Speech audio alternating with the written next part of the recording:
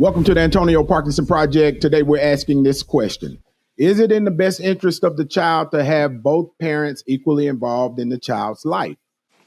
God gave a child two parents, and they need both in most cases for balance. When we as a society remove one of the child's parents from the child's life, we take the child out of his or her natural balance. It is the child's God-given right to have access to both parents whenever possible.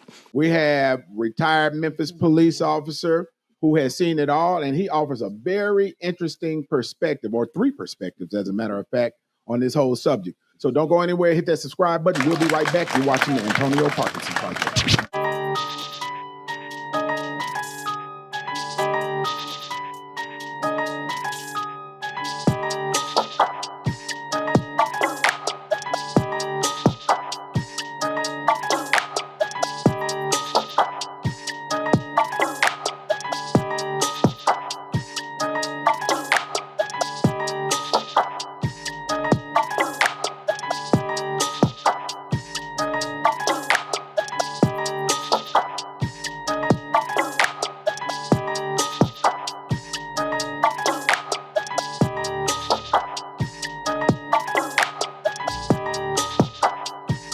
Welcome back to the Antonio Parkinson Project. You're watching the fastest growing visual podcast in the Memphis market. We doing numbers, baby. Brandon. Yeah, man. And so, y'all don't forget Mental Health Awareness Month, Doctor, is next month. Next month. Last year, this time, we did every single show around mental health awareness and mental health issues. It was therapeutic for all of us. Right? I'm sure Angelica cried about 2 or 3 times on different shows. And we officially found out that Parkinson was crazy. I can't wait till we find out what's next month. Yeah. But y'all give it up for my lovely co-host Angelica Jelly Woods, who's over there. On my last trip, y'all. I'm hungry. It's so interesting the difference in how, and Dr. Petrell, maybe you can educate us on this, how the attitude shifted from wow to cheese after she had got something to eat, right? Yeah, hungry. Right. I'm telling you, we can only stand First. Oh, I like you. See, thank you. Feed me first. So that's Nicole. That's a Feed Nicole. me first. That's a Nicole thing, right? She told off the people. Right. Nicole over there cursing folks out. We can't get no food. Got a refund cussing out. It's a whole dichotomy of dynamics a lot happening of things going on in the studio today. Right? I really thought it was going to be some hot wings. We usually do. All I'm seeing is chips and dip. And I'm like, welcome to slave life. Is that all we got? Chips and dips in it? That's all we got right here. We got chips and sauce. Today, huh? Where's the sponsor? We got a budget for food. I don't know. Tag your favorite restaurant. Tell them to sponsor us. The Mexican restaurant. She did. She cursed them out. Right. Oh Lord. Over shredded and grilled chicken. All over grilled and shredded. I can get no time. Where's Nicole at? She lives. Why you? She said she right here. Y'all give it up for my DJ. That's my DJ Project in the building. Yeah. It's interesting, Kojak. Before we come to the scratch, it is really interesting that Nicole. What? Dang! Do I need to give you the Heimlich maneuver? No. Hey, I wish you, Josh. I wish you went to that shot. Dang, Josh, you should have caught that shot. Yeah, you should have caught that shot. But yeah, man, it's interesting that that we're having this conversation, right? And about custody, right? And is it in the best interest of the child to have both parents involved in the life of the child, right? Yeah. And our next guest, come on, his name is, we call him the Colonel. We call him Colonel Kirkwood, James Kirkwood, right? Colonel Kirkwood, and I'll let him tell it. Did a few decades on the Memphis Police Department. But that's one perspective of seeing, if children are in or out of balance. But he's also a pastor, right? That's another perspective lens to see it from. But he's also a father. Them a lot of lenses. Right. And so that's another lens. Yeah. Overstimulated. So y'all give it up for the good. Give it up. Colonel Kirkwood in the building, baby. Yeah. Colonel Kirkwood. Am I gonna get my scratch? Okay. Let's Kojak. Requested scratch. Oh God. Oh, he God. This don't ever happen. It's the first one ever. Man. Oh God, he hit a face and everything. One time for the bell. One time for the bell. Wait a minute. Kirkwood, did you hear the scratch? I didn't, but it was good. He asked for it. He asked for it. Didn't even hear it. Airtime. Right. Okay. Kojak, give it to him again. Okay. Apparently, Let me turn it up. Right. Oh God. Yeah, see that? Okay, did you hear the scratch that I time? got that one. Oh yeah, he gave his I all. got that He gave his all. He's a one. Puerto Rico. He gave his all. Hey, Kojak, I think he manipulated you. You know, the doctor was just The talking doctor about just- manipulation. Yeah, it's not a bad thing. wanted It's not a two. bad Yeah. thing. He said the doctor got 2 scratches, so I need 2 scratches. Yeah. Manipulation happening. Out of the womb, they start manipulating. Man, we learned something today. Right. Yeah, I told you. I already Yeah, we know. learned something. Manipulating We definitely jokers. learned I already know they are. You know, and that's what we do here at the Antonio Parkinson Project. We entertain, Manipulate? but we educate more than anything. I thought we Right. manipulate. No, Damn, but you feel? only Damn, certain, what's what we do? only certain members of the team manipulate. Right, yeah. I should have asked the doctor, does manipulation belong more to men or women? Who manipulates the most? I should have asked her that. Women. Yeah. Oh, we do. We do. Yeah. I don't care, doctor. Okay. Yes. Y'all, You okay. make a turn. Thank you. I already know. Hey, doc, you got anything that for group ADHD that you can prescribe to us as a group? Put it in the put it in the air. Right, just spray it. Let some Spray it smoke out. over, just spray it over us. Uh-uh. Right. So Colonel Kirkwood, thank you. First of all, thank you for being here. Truly appreciate you, and truly appreciate your perspectives, you know, when it comes to these children. Now, let me say this too, y'all. I've worked, had the distinct pleasure, rather, of working closely with Colonel Kirkwood when he was the precinct commander here at what was then Old Island Precinct and now is Austin Peay Station. And when I say, excuse me, when I say his heart is truly in the betterment of quality of life for the people of Memphis, and he works, he volunteers, and you know that's how we base it on, right? You know, there's one thing to get paid to do this work, right? But it's another thing when you're giving freely of your time to do this work because you truly care. And so, Colonel Kirkwood, is it in the best interest of the child to have both parents involved in their life? You're watching the Antonio Parkinson Project. Yeah, that goes without question. You can't even argue that. And we see it every day. We see it every day. And I think one of the most heartbreakingest thing for me as a man is when I would sit before young men who I know are in trouble. All right, this boy's finna go to jail. And you sit there and you talk to this boy and you begin to give wisdom and insight. And the boy look at you and he says, and nobody never told me that. And I'm like, wow. All right, you know, that's why he's in trouble. And so let's be realistic. We need fathers, children, boys and girls. I hate it when I hear people just say boys need their father. Because I'm a father of 4 girls. Oh, you a girl dad. I'm a girl dad. And girls need their fathers also. Both children need their father involved in their lives. And it's real crucial. And to have it, to be absent of it, it's going to be a problem, you know. You know, you got to make it up some kind of way. Right. What are some of those problems though that you've seen firsthand, and you know, from your perspective as a police officer? Oh man, yeah, and you're on the Antonio Parkinson Project, so you can be uncut here, and you're retired, so you ain't gotta answer to the police department. Well, I'm back now. To the PIO. So, you back? Yeah, I'm back now. Really, what you find is just kids who tend to be a little bit more rebellious, right? When authority is speaking, they tend not to hear it, right? Because you're like, wait a minute, he don't understand the voice of authority because he hadn't grew up with it. He hadn't seen it. He hadn't heard it. You tend to find them very, very disruptive in school. You tend to also see that, you know, when you look at statistics, they tell you that most of the kids who are getting in trouble are coming from a fatherless home. Let me qualify that. 70% of the inmate population in the state of Tennessee come from homes where the father was not present. Yeah. Right. Yeah. And that's a big 70%. Right. That's huge. Now, when he threw out the 70%, you got to realize this here. When you look at black males in prison, about 80% did not have a father involved. All right.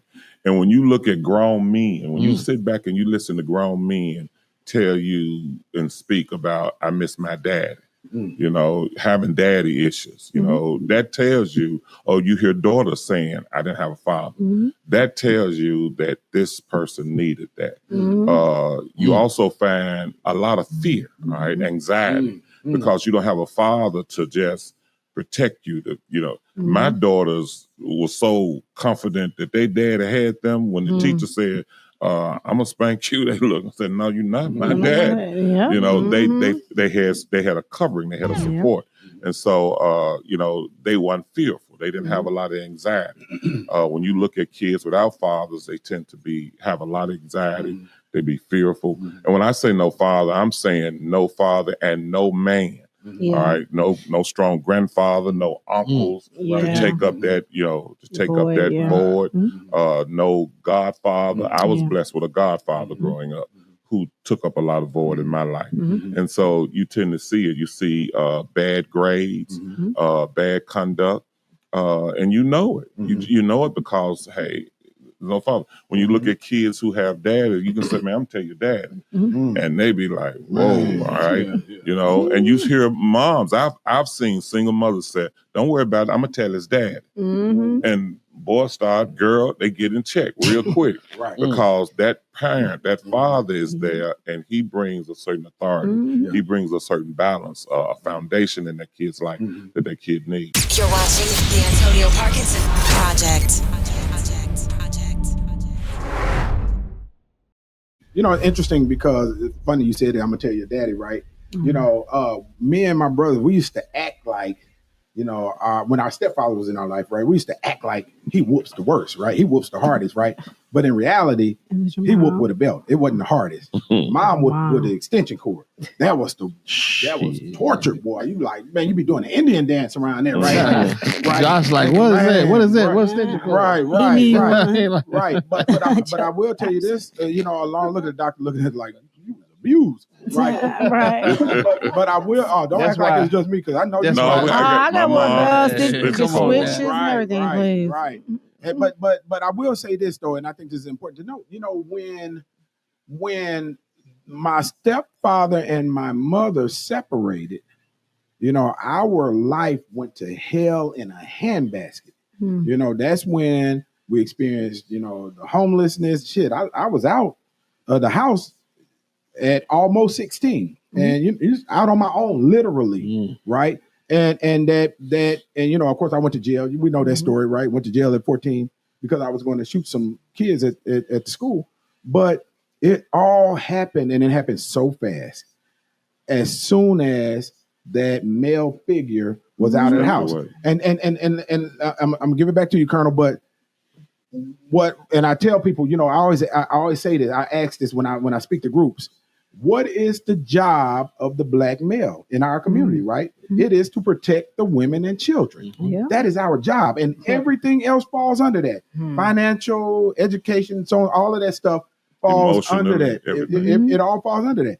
And so when that protection was gone, doctor, you are now exposed to the wolves. And who are the wolves? These mama's boyfriends, you know, the ones that's looking at the kids, eyeballing the kids, getting close to the mama so they can, you know, do this, that, and other, and the streets, right? The young boys' friends who don't know shit, but he's taking, you know, instruction from, right? The gang leaders, you know, this, that, and other. The person who's gonna give you some money, you broke, you need some money, but this guy is gonna give you some money, but he has ulterior motives. Right.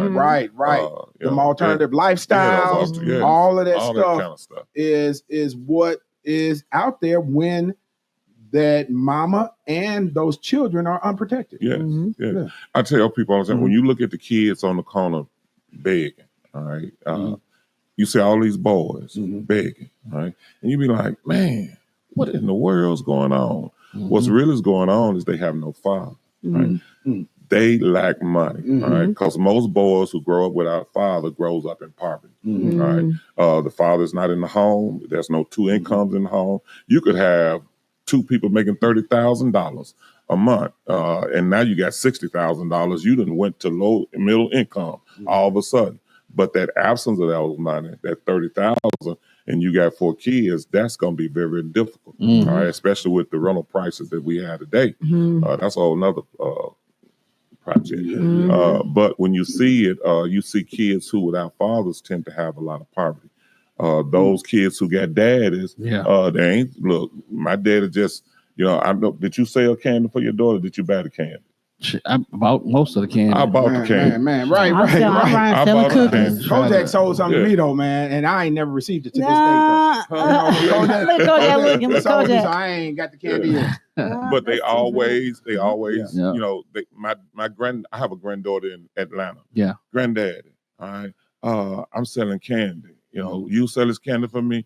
And her mom and I were told her that granddad don't sell candy, he gonna buy the candy. So I bought the candy, you go and sell it somewhere else. There go your candy. And she wins, all right? Because it's like, hey, but how was she able to shine like that? All right, it was because she had a covering. She had, my daughters had a father, and she has now their children have a grandfather. And that's the importance, that's the gift that God gives to men. We can become fathers, and then we become grandfathers, and you get to really love as grandfather, and you get to pour in children's lives just in so many different ways without the stress of trying to, without the stress of all that discipline. You just get to encourage and just pour in, and that's another thing that children without fathers tend to be deficient in, and that's self-esteem. You're watching the Antonio Parkinson Project. Fathers tell you you can do that, Man, my dad made my head real big, okay? You can run game on me. My dad ran game from day one, okay? Kids without fathers tend to be unsure, because you don't have a voice telling you, you got this. You got building that esteem. And you got to realize this here. Had it not been for God on our side, who's whispering to us every day, you got this. You can do this, all right? That's how important a father is for a child.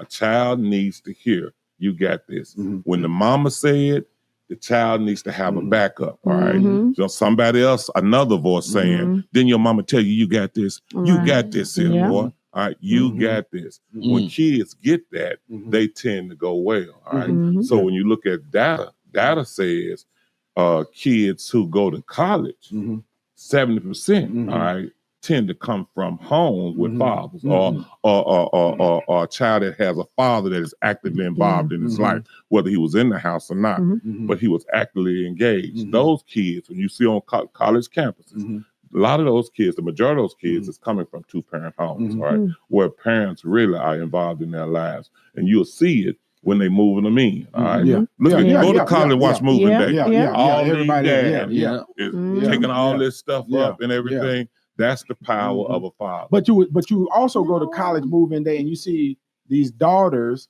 and the mama moving, trying to lift this stuff up the stairs or into the elevator, and that's kind of disheartening, right? But I want to ask you this, Kirkwood. You're a little seasoned, right? And so you remember the days of the movie Claudine. Did you ever go see Claudine? Yeah, that was one of my favorite movies, right? It's best soundtrack ever.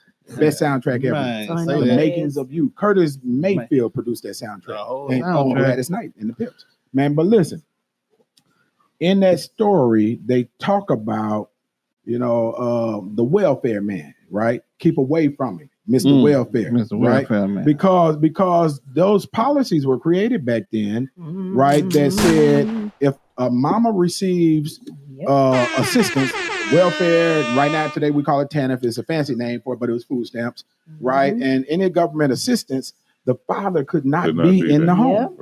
Right. And so I was explaining to my Republican colleagues, as I'm working this legislation, listen, it is policies in a lot of cases that have created this monster of keeping these parents from being involved in these children's lives, right? And the further you push any parent away, the harder it is going to be for that parent to be involved, in that child's life. And I go back to the segment. I keep on, and I want to drive this home, and I hope people repeat this.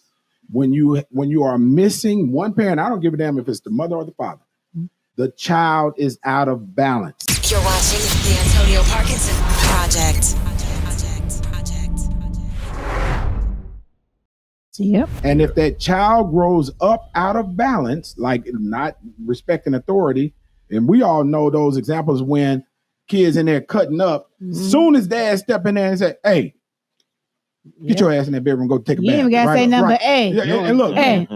Man, they gone, right? Yeah. They gone. And so then when you have children that are out of balance, they grow up to be adults out of balance, then you really got a problem. You got an issue, right? And let me qualify that, and I'm gonna give it back to you. You think about, okay, let's here's a scenario, right? Little young teen, he's 16, right? Got a little first piece, right? Oh God! And then look, he done got on. He done got. Look, you know how fast y'all look. Oh, what are you talking about? Bam! Please? Right. Two of them out of balance. The fast girl and the boy that just getting. So now he done got on, and now here comes another teen that might be a dope boy, and he hits the girl, right? She give him some, right? And then It's the same girl. same girl, Dang. but out of balance, though. Oh, Out of balance, okay, right? right. And but then the dope boy puts it on Facebook. Man, I smashed Lil Earl's girlfriend, and now watch this. Out of balance, right? Because he has not grown up in a balanced household. They tend to emulate the responses, and check me if I'm wrong, doctor. They tend to emulate the responses to crisis that they grow up seeing. Now, if the response is an emotional response, right, some will respond emotionally. When I always say that when there's a balance, you get the emotional and the logical, right? So now the scenario is on Facebook. Your girl got smashed. Everybody talking about you, right? Instead of that logic kicking in, saying, "Man, there's 1,000 of them out here," right? Yeah. The emotion kicks in, and you walk up and shoot the dude that smashed your girl. That's emotion and pride. But yeah. Correct me if I'm wrong, doctor. Am I? Yeah. Okay. I'll take the maybe. Right. Well. Here's the deal. And to your point, what we're seeing today is a lot of behavior that is being mirrored in social media. All right, it's in movies. All right, if you look at all the drama, games. Grown folk drama, everybody going at each other, reality shows, and so our children are learning. This is how you handle conflict, right? All right, this is how you do it. We have to be honest about this. When you look at all this bang bang shoot 'em up, everybody got a gun, everybody shooting a gun, and then you give it to somebody who don't have logic, all right, who don't have clear understanding, and he hasn't had anybody to model. All right, the scripture in the Bible said, "Model the perfect and upright man." You're supposed to look for good examples to model. But if the child has no good examples to model, all right, then the child model the behavior he sees. All right, he models that behavior. Is that a maybe, doctor? Is that a maybe also? Okay. So we got stamped. Right. So most of our boys, most of our kids that we are looking at is modeling the behavior they have seen. All right, and now I'm this guy who says, now I'm gonna bring it back to here. Bring it back. He is modeling the behavior because we have accepted the behavior, right? And we sit back. Those of us who don't agree with the behavior, we just be quiet. All right, that's important because to say something about the behavior, all right, you could get attacked. All right, for you to say, these folk is done. Listen. You lost your mind. You kidding? This behavior is out of order. All right. But mama, you can't do this here. Dads, you can't do this here. To say that openly, you could be ridiculed. Man, ask Antonio, the principal, how many times parents then came up there and probably, acted a fool with him because they kids was out of line. Yeah. You be like, there go the problem right there. See? There's no brainer. And then so we see this bad behavior going on. And usually there is no father involved, or if there is a father involved, he's a part of that behavior also. All right, he's a part of it. But a lot of the boys you see joining gangs, daddy was in gangs. Same gang. Daddy was in prison. All right, and so that boy is absent of a father. All right, even when he comes back. All right, because if we look at boys, the children, the foundational years. All right, is when a kid's identity is formed. All right, you know, and it's gonna take some years for him to reform his identity. You know, and so if we looked at if this kid is 8, 10, he done grew up with his identity. If I come and get him and take him to my program, all right, without his mom or dad coming into the program, I just had the kid, all right, and the kid is, I'm pouring into the kid, and the kid is getting it, you know. But when the kid get home, say that. Oh, you don't take that on out of here, right? You know. And so now the kid has to wrestle who's right. That's like being in a two-parent household. Yes, one real going for one house, one for the other. It's the same difference. So we have to own this. I think the downfall of fatherhood came not only with systems, but it also came with us agreeing with the system. Man, say that. Did y'all hear that? We agreed. Yeah, we agreed with that. We agreed with saying this. I hate this statement. Ain't no. I'm the dad. You know, for mamas to say, I'm your dad. I'm the dad. Mama and the dad. I'm the mama and the dad. Listen, my sister used to always say that, and my cousin said the most profound thing. He said, he said, this is what I need you to do. Your son don't need no daddy. He just needs you to be a good mama. He said that, I said, now you said a whole lot. He said, you don't need to be the daddy and the mama. You just need to be a good mama. That's it. But he need a daddy though. But I'm saying, but there's other people around him. He has I just need you to be a good has, mama. You ain't got to be both. Influence around you can't be both. But you just got to be a good mama. When we buy into that, what I'm saying they celebrate Father's Day. When you're That's not celebrating Father's Day, and you don't celebrate fathers, all right? I tell my daughters, I tell my son, my nephew, my godsons, don't marry a woman who don't celebrate her dad. All right? Don't deal with that. All right. But I tell my daughters, don't marry a man. Don't deal with a man who ain't celebrating the women in his life. If he ain't celebrating his mama, he ain't finna celebrate you. You're watching the Antonio Parkinson Project. All right. If he still got issues with his mama where he ain't forgave her, he ain't finna forgive you either. All right. So leave that alone. He need to go see the doctor. And what's the doctor information she hear right now? Go see the doctor. All right. Go see the doctor. But listen, man, go ahead, Kirkwood. Fatherhood, wrap us up. Fatherhood is absolutely critical, and it is truly the one missing element in our community that has to be put back in place. And there are organizations out here that's doing it. You have what is Affirm, A Father's Influence Really Matters, and they're working to pull. It's the most prettiest thing to see, beautiful thing to see. A room full of fathers working with their sons and their children's mother, because you can't say baby mama with Affirm. You have to say your children's mother. Just really put them together and to really bring fathers back. Affirm Fathers First Memphis. Definitely. The police department is finna bring on a project called Parenting Cafe. Reason why we chose it was because it had a father's piece. Whereas you put these things in place to help fathers, come alongside fathers to help them to be the heroes in their children's lives. Right. Long go today is for organizations to be the heroes. All right.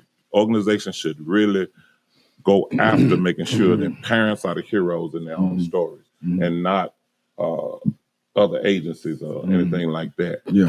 But, you know, when we do this here, when we realize, Parks and I didn't know about your legislation, I would have liked to come up there and support that because it's crucial. We know in the Black community that the absence of fathers have paid a great price in our neighborhood. And there's a scripture that says, if you want to take a house, bind the strong man. You bind the man and that's right. But that's why they're under attack. That's right. Like everybody's unprotected. A Black man is under attack more than anybody. And so, but we have to be the ones. We have in our community, even if they don't pass the legislation, we have to come forth and we have to begin to set a precedent. No, this is how we roll within our community. Father, daddy is important. He is just as important as the mother. Yeah. All right. Absent either one of them, you 50% short. All right. You can't go through life being successful 50% short. While we have stories of those who have, right? You know, because sometimes dad ain't there and you build a resilience. You know, you can become strong. But you can't just, that ain't the whole matter of the story. That's the exception. Right? That's the exception. Right. And so we have to really focus on making sure that we support fatherhood, that we push fatherhood, and we push fathers being involved. I went through a situation once and, you know, divorce and it gave me every other weekend. And I fired the attorney. I'm like, no, you ain't. No, not me. No. And things changed. Things came out for my good. And I was able to get custody. But at the end of the day, all right, I had to fight for it. But, you know. But you shouldn't have to. And that's the point of the legislation.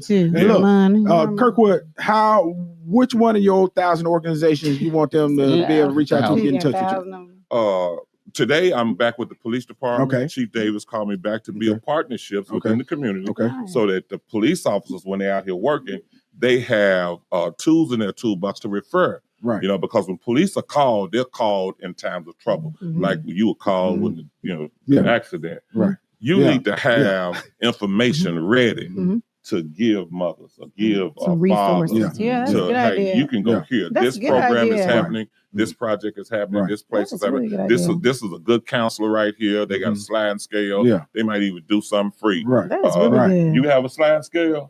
All right, Doc has a sliding scale. Right. And so, officers need that information.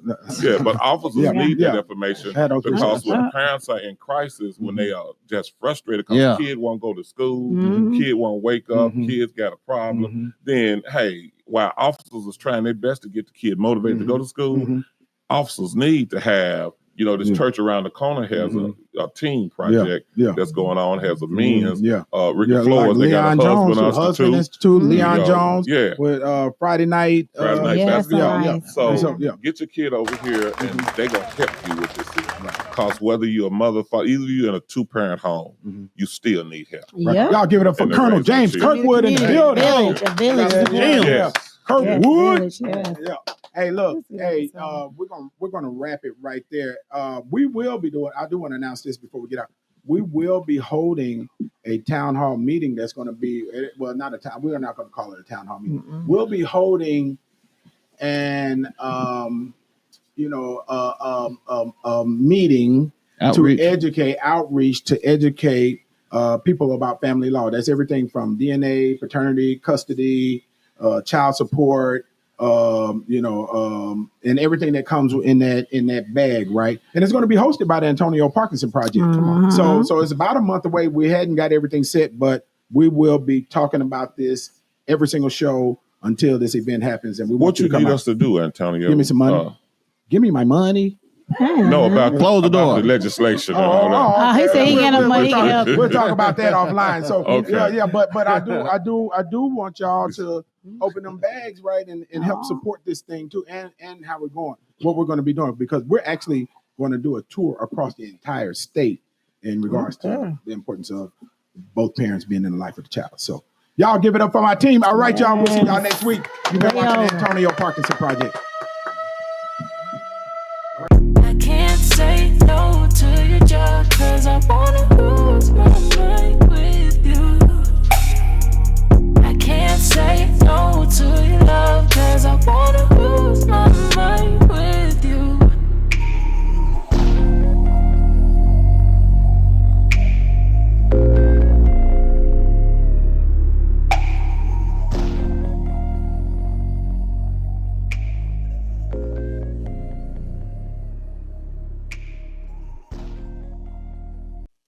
Hey guys, what's up? It's Elise Neal. You are watching the Antonio Parkinson Project. Powered by Black Market Strategies.